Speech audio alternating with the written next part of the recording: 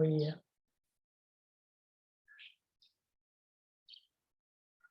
Ya, kita lanjut. Ini yang dari si Gading. Nah, ini kelemahan yang kita temukan ketika melakukan penelitian. Ya, gurunya satu, misalnya gurunya si Nurul Asih, ya, akan melakukan metode 1 PBL, 1 metode ceramah. Cara paling gampang untuk kelas kontrol adalah menggunakan kelas yang sama. Jadi sama-sama menggunakan kelas 7J. Karena orangnya sama, ya, jadi kemungkinan faktor genetik, faktor makanan, faktor pengetahuan itu kecil, berbeda. Karena mereka orang yang sama. Cuma kan tidak mungkin kalau minggu lalu mereka belajar sistem pencernaan dengan metode PBL, terus minggu depan mereka belajar lagi sistem pencernaan dengan metode ceramah. Kenapa nggak mungkin? Coba, siapa yang bisa menganalisis? Kenapa kita tidak mungkin mengulang materi yang sama? Karena tingkat pengetahuan mereka sudah bertambah, Pak. Nah, iya, betul. Karena yang kita ajarkan di pencernaan minggu lalu sudah masuk ke otak mereka. Sehingga ketika kita ulangi lagi mengajarkan sistem pencernaan, nah itu sudah beda hasilnya. Karena mereka sudah punya pengetahuan awal yang lebih baik. Ya, itu kelemahan kalau materinya harus sama. Nah, kalau materinya harus sama, kita harus menggunakan kelas yang berbeda. Satu kelas J, satu kelas F. Kelemahannya kalau kelas berbeda, nah, genetik anaknya berbeda. Makanan anaknya berbeda. Lingkungan anak di rumah berbeda. Jadi, paling efektif sebenarnya kelas kontrol itu ya kelas yang sama. Jadi minggu ini kelas 7J, minggu depannya harus kelas 7J juga. Agar genetiknya sama, ya lingkungan anaknya sama, orang tuanya sama. Satu-satunya cara ya materinya harus beda. Nah, bagaimana mensiasatinya? Materinya usahakan yang agak berdekatan, yang tingkat kesulitannya relatif sama. Ya, itulah serba-serbi penelitian ya. Tidak ada yang 100% sempurna. Ya, selalu ada plus minusnya, selalu ada hambatannya. Ya, tapi tidak mengerjakan karena tidak menyelesaikan ini juga nggak bisa.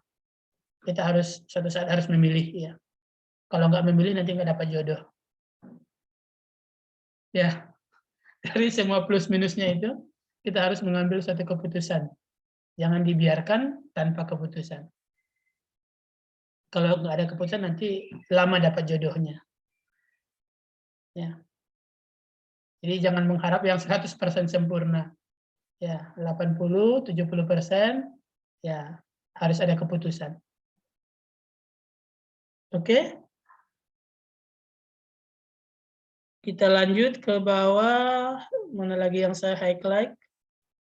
Nah, ini tadi yang si Baranasuha ya, yang muncul di kasus ujian kakak kelasnya si Revani. Bagaimana menentukan skala perolehan kategori berpikir kritis. Jadi paling gampang kalau membuat angket itu dikotomi. Jadi kalau Anda meminta pendapat, jangan katakan kurang setuju, setuju, sangat setuju. Itu kurang efektif dalam penilaian. Jadi harus jelas, setuju, tidak setuju. Ya. Dan itu lebih mudah dianalisisnya daripada yang abu-abu yang tadi. Jadi kalau membuat instrumen, ya sebaiknya jelas. Milih A atau B. Lamar atau tidak. Ya, jadi jangan digantung-gantung. Ya. Ya, Heru?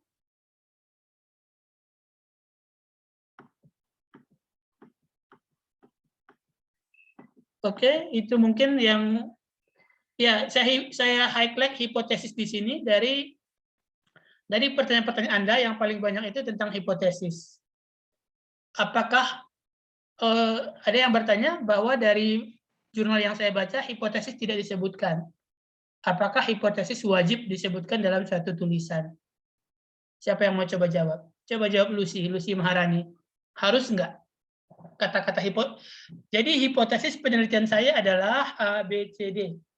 Kira-kira wajib enggak itu kita tulis dalam sebuah skripsi atau dalam sebuah artikel? Coba Lucy. Kalau menurut saya iya Pak, soalnya kan dia kan harus menentukan hipotesis dulu untuk menentukan hasil akhirnya nanti. Oke, menurut Lucy wajib ya. Kalau menurut si Meina Elsa? Wajib, Pak. Wajib. Sudah pernah baca skripsi Meina? Sekilas saja, Pak. Sekilas info ya. Coba siapa yang pernah baca skripsi agak detail? Ketemu nggak di pendahuluan kakak kelasnya itu? Jadi hipotesis penelitian saya adalah, siapa yang baru baca skripsi dalam waktu dekat ini? Nggak ada. Atau dari artikel yang Anda baca, ini sudah saya baca, saya lihat di sini ya, banyak yang mengatakan bahwa kata-kata hipotesisnya tidak disampaikan. Ya, jadi dalam skripsi, dalam artikel tidak mesti. Jadi ketika saya menyampaikan bahwa tujuan penelitian saya ini adalah untuk melihat apakah ada perbedaan kualitas air antara sumur bor dengan sumur gali. Anda bisa menentukan hipotesisnya apa? Walaupun saya tidak mengatakan hipotesisnya. Bisa, Pak. Coba si... Kualitas air. Ayo lanjut, siapa ini? Zahrotin, Pak. Ayo lanjut, Zahrotin. Kualitas air sumur bor lebih baik daripada air sumur gali. Ya, ya itu hipotesisnya. Jadi walaupun tidak disampaikan secara eksplisit, secara nyata, pembaca bisa kok memahami apa yang Anda kerjakan. Ya, asalkan disampaikan di situ bahwa apa yang ingin Anda targetkan. Jadi penelitian ini diharapkan dapat memetakan kemampuan siswa yang mengkonsumsi 4 sehat 5 sempurna dengan siswa yang tidak mengkonsumsi 4 sehat 5 sempurna. Penelitian ini diharapkan mampu memetakan kemampuan siswa berdasarkan pola makan. Itulah mungkin sederhananya ya. Bisa disampaikan kira-kira Lopi apa hipotesisnya? Lopi Noprianti?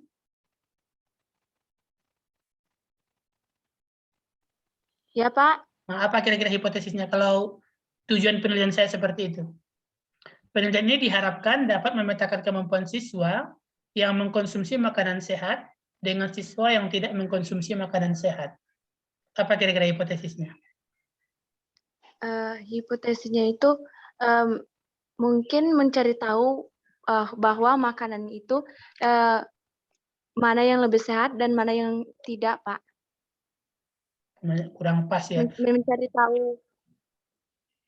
Jadi hipotesis itu adalah prasangka awal. Jadi apa namanya, kalau prasangka itu tuduhan awal.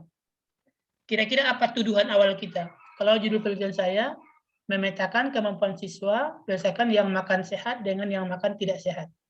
Apa kira-kira tuduhan awalnya? Kemampuan siswa yang lebih bagus. Coba Nur Santi. makanan sehat, yang memakan makanan sehat itu kemampuannya lebih bagus, Pak. Coba Nur Santi Yunita, apa kira-kira hipotesisnya? Apa kira-kira tuduhannya? Siswa yang mengonsumsi makanan sehat itu lebih bagus daripada siswa yang tidak makan makanan sehat. Lebih bagus kemampuannya. Iya, betul. Itu hipotesisnya. Jadi hipotesis itu tuduhan awal yang belum terbukti. Nanti hipotesis ini apakah ditolak atau diterima. Kalau hipotesisnya terima, berarti tuduhan kita terbukti. Kalau hipotesis ditolak, berarti tuduhan kita tidak terbukti. Jadi untuk menjawab pertanyaan Anda yang saya cari itu ada berapa itu kemarin ya? Hipotesis ada 48 yang menanyakan hal hipotesis. Jadi seperti itu ya. Tidak mesti dituliskan secara nyata, secara jelas di proposal atau di hasilnya. Tapi yang jelas di bagian akhir dari pendahuluan harus disampaikan bahwa penelitian ini bertujuan untuk, penelitian ini diharapkan, ya jadi harus disampaikan. Secara tidak langsung kita sudah menyampaikan hipotesisnya di tulisan tersebut. Ya. Oke. Sebentar, satu lagi sebelum kita masuk tanya jawab. Oh, yang ketemukan yang banyak, yang kedua pertanyaan itu mengenai uji statistik. Apakah uji statistik apa yang harus saya ambil, bagaimana melakukan uji T, bagaimana melakukan uji normalitas, uji homogenitas. Nah, ini sangat spesifik kasusnya ya. Uji apa yang Anda ambil itu tergantung kepada desain penelitiannya seperti apa. Kalau membandingkan tadi kelas start dengan kelas kontrol, maka analisisnya ANOVA, membandingkan kemampuan. Kalau melihat pengaruh dari makanan terhadap kemampuan pola berpikir, itu nama uji analisisnya uji regresi, uji korelasi, uji hubungan. Jadi kalau banyak ya, jadi tergantung kepada desain penelitian apa yang Anda buat. Beda desain penelitian, ya beda analisisnya. Kemudian pertanyaan kedua, bagaimana melakukan uji T, uji normalitas, uji homogenitas, ini harusnya dapat di biostatistik. Sudah ngambil belum? Sudah, Pak. Nah, Ya, Pak. ada nggak diajarkan? Sudah, Pak. Ada ya diajarkan ngambil itu uji normalitas, uji homogenitas, uji T. Ada nggak diajarkan? Ada, Pak. Nah, Ada, Pak. jadi harusnya ini sudah selesai ya. Tidak kita bahas lagi di kuliah ini. Kemudian ya, itu sementara yang bisa saya highlight dari pertanyaan-pertanyaan yang Anda sampaikan. Ya, nanti akan saya lihat lebih detail ya untuk mencari pertanyaan kira-kira yang apa yang harus kita bahas di pertemuan berikutnya.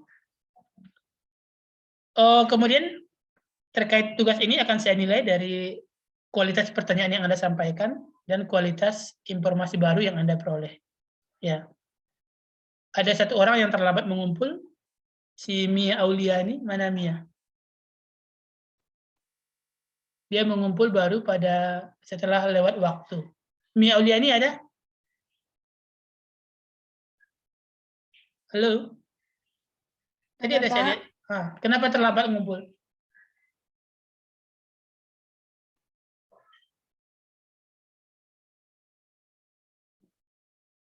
Mana suaranya? Di mana lokasi Mia Auliani?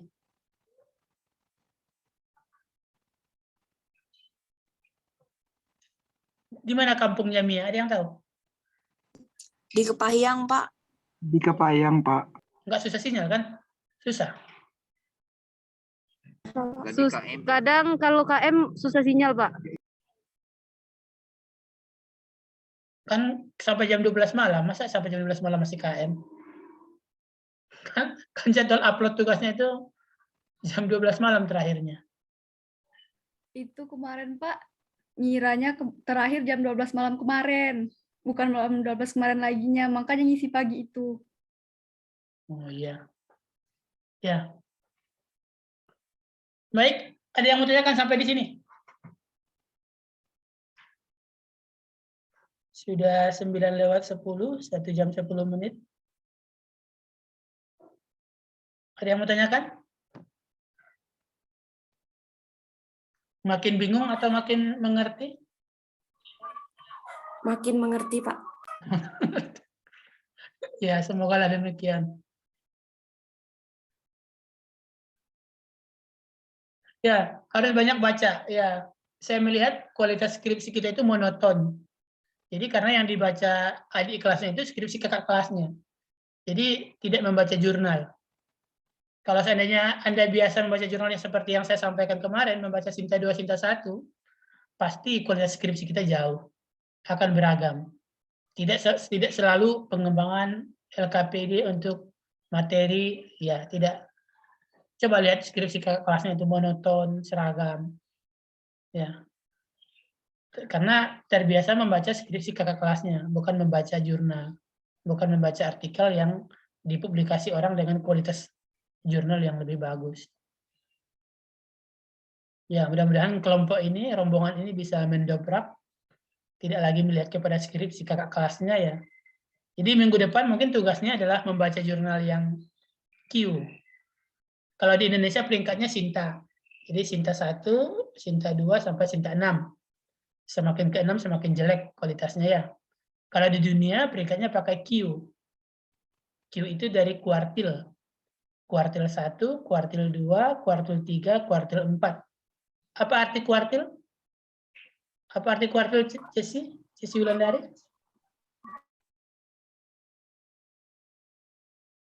Apa arti kuartil? Matematik loh ini. Apa artinya? Rentang, Pak. Apa? Rentang. Rentang. Apa artinya Anggraini? Anggraini Mardian? Rentang, Pak. Oh, rentang. Kuartil itu dari kata quarter. Apa arti quarter? Quartet. Siapa ini yang mau konser ini? Apa arti kuartil? Nilai tengah, Pak. Kuartil itu seperempat. Ya, 25%. Jadi kalau Q1 itu 25% terbaik. Kalau Q2 50%. Q4 itu yang 25% terjelek. Ya, jadi pakai Q ya. Q1, Q2, Q3, Q4. Jadi tugas minggu depan, ya minggu ini mungkin istirahat dulu.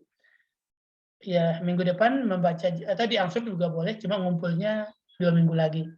Membaca 2 buah jurnal internasional, ya minimal Q2, jadi Q1, Q2. Sama tugasnya, sampaikan apa yang Anda tidak paham, kemudian sampaikan apa enlightenment, apa pencerahan yang Anda dapatkan dengan membaca jurnal tersebut. Ya, kalau kemarin jurnal nasional, nah 2 minggu ke depan jurnal internasional Q1, Q2. Tugasnya sama, nanti saya buat Google Form-nya. Apa yang Anda tidak paham, tidak mesti 1 atau 2 ya, tulis apapun yang Anda tidak paham. Kemudian tulis apa enlightenment, apa pengetahuan baru yang Anda dapatkan setelah membaca jurnal tersebut. Ya. Bisa mencari di mana itu? Ya? Belum, Pak. Coba. Jurnalnya tidak harus tentang pendidikan, Pak. Pendidikan. Ya, karena kita tadi ceritanya metodologi penelitian pendidikan. Jadi jurnalnya harus pendidikan. Ya. Coba saya coba ya bagaimana cara mencari jurnal Q.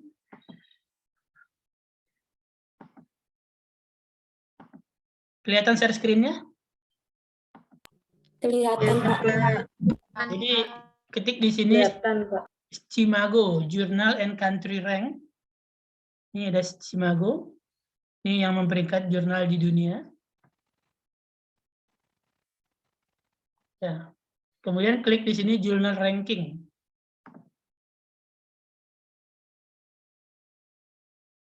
Ini ada iklan. Jurnal rankingnya, nah ini ada ya, Q1 semua di halaman pertama. Jadi Q1 itu ya ditunjukkan nilainya berapa, negaranya dari mana. Tapi ini masih semua. Jadi yang pertama kita lihat itu adalah jurnal tentang kanker. Jurnal kedua tentang MMWR, jurnal ketiga tentang molekular cell biology. Tapi karena tadi kita fokusnya ke pendidikan, maka Anda ketik di sini pendidikan. Apa bahasa Inggrisnya pendidikan? Education. Nggak muncul education di sini.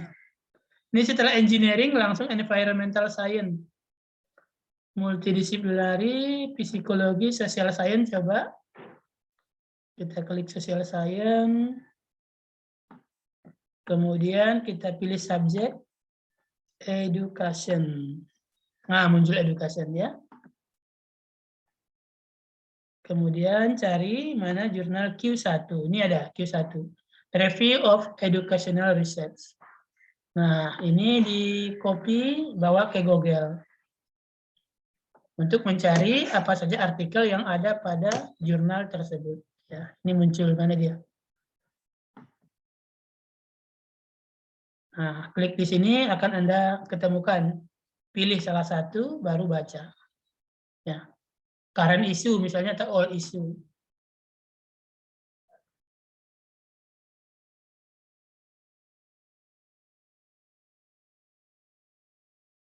Ya, bisa kira-kira? Insya Allah bisa, Pak. Ya, buka. Sebentar ya, ini putus lagi. Nanti setelah ini kita agak 10 menit lagi kalau ada yang ingin ditanyakan.